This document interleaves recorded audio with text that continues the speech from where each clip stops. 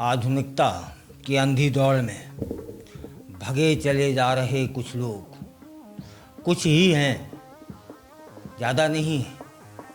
जैसा कि अभी कुछ दिनों से सुनने में आ रहा था, ये मुस्कान वाला मामला, साहिल वाला मामला और भी।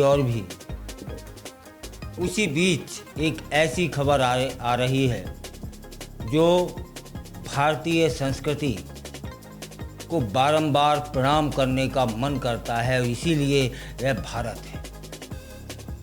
मोदी नगर की 28 वर्ष की मात्र आशा अपने दिव्यांग पति सचिन को कंधों पर उठाकर 170 किलोमीटर की कठिन कांवड़ यात्रा कर रही हैं और इस भावुक दृश्य ने सभी को श्रद्धा और प्रेरणा से भर दिया है। सावन के महीने में चल रही पवित्र कांवड़ यात्रा में जहां लाखों शिव भक्त हरिद्वार से गंगा जल लेकर अपने गंतव्य की ओर चले जा रहे हैं, वहीं मुजफ्फरनगर में एक ऐसी दृश्य देखने को मिला जो आस्था, प्रेम और समर्पण की मिसाल बन चुका है। मोदी नगर की मात्र 28 वर्ष की आशा ने अपने दिव्यांग पति सचिन को अपने कंधों पर उठाया हुआ है और वे 170 किलोमीटर की कठिन कांवड़ यात्रा कर रही हैं। कैसा होगा वह दृश्य? आप सभी ने तो देखा ही होगा, रील के माध्यम से, वीडियो के माध्यम से। गाजियाबाद के मोदी नगर निवासी हैं आशा और सचिन अपने 2 छोटे बच्चों को साथ लेकर के इस कांवड़ यात्रा में शामिल हुए हैं। सचिन, जो कि पिछले 15 वर्षों से हर साल कांवड़ लेने जाते थे, हरिद्वार पहुंचते थे, लेकिन पिछले साल उनकी रीढ़ की हड्डी का ऑपरेशन हुआ। इसके बाद उन्हें लकवा मार जाता है और वे चलने में असमर्थ हो जाते हैं। लेकिन उनकी इच्छा थी कि मैं कांवड़ यात्रा पर जाऊं। शरीर साथ नहीं दे रहा था। तब फिर उनकी पत्नी आशा ने यह निश्चय किया कि वह अपने पति की इच्छा को जरूर पूरा करेंगी और उन्हें कंधों पर बिठाकर हरिद्वार लाएंगी। आशा कहती हैं कि मेरी बस एक ही तो इच्छा है, एक ही तो कामना है कि भोलेनाथ मेरे पति को पहले जैसा कर दें। पहले जैसे करने से तात्पर्य स्वस्थ कर दें। लकवा से पीड़ित हैं बेचारे पति, और उनका कहना है कि पति की सेवा ही एकमात्र मेरा कर्तव्य है, बाकी सब व्यर्थ है। वहीं सचिन कहते हैं कि मैंने 13 वर्षों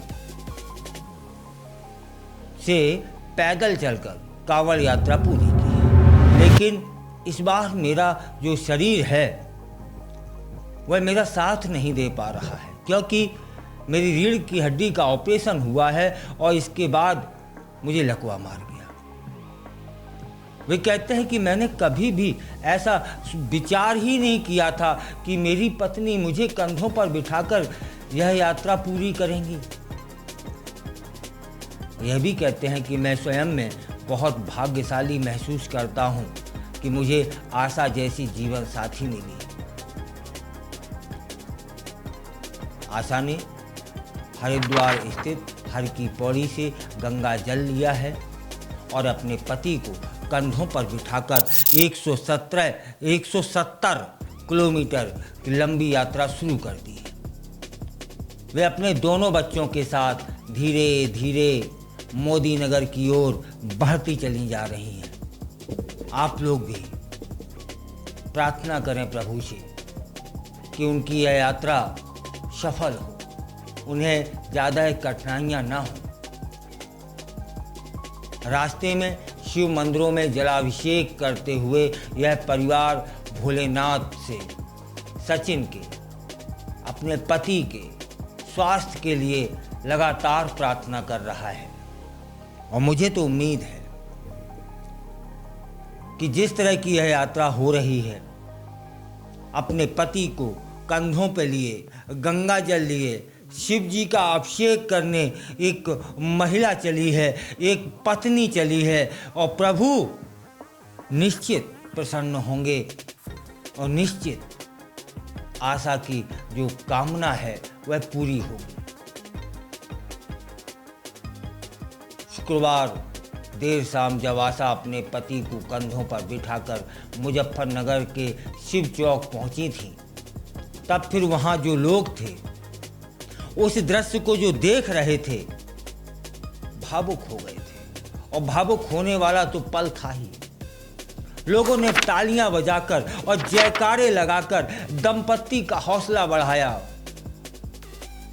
वह स्थान मुजफ्फरनगर, वहां ना कोई हिंदू था, ना कोई मुसलमान था, ना कोई ईसाई था, ना कोई सिख था, सभी भारतीय थे और इस महिला को समर्थन कर रहे थे, तालियां बजाकर हौसला अफजाई कर रहे थे।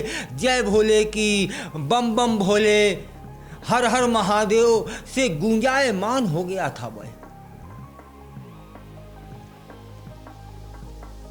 यहाँ यह बात भी बतानी बहुत जरूरी है कि आशा और सचिन की आर्थिक स्थिति बहुत कमजोर है। सचिन पहले पेंटिंग का काम करते थे, पॉप अप का भी काम करते थे। उससे जो पैसा मिल जाता था उससे उनके परिवार का भरण पोषण होता था। पेंटिंग, पॉप अप का काम ही सचिन का मुख्य स्रोत था परिवार को चलाने के लिए। लेकिन उनकी बीमारी के बाद परिवार तंगहाली में जी रहा है और इसके बावजूद आशा अपने पति के प्रति पूरी निष्ठावान है। विश्वास है प्रभु से कि उन्हें ठीक करेंगे और समर्पण है प्रभु पर कि इस कठिन यात्रा के लिए वे जरूर प्रसन्न होंगे। आपको क्या लगता है कि इस आधुनिकता भरी दुनिया में चंद गलत लोगों के आ जाने से समाज में कोई गंदगी फैलेगी? मैं बात कर रहा हूं मुस्कान जैसे प्रकरणों की।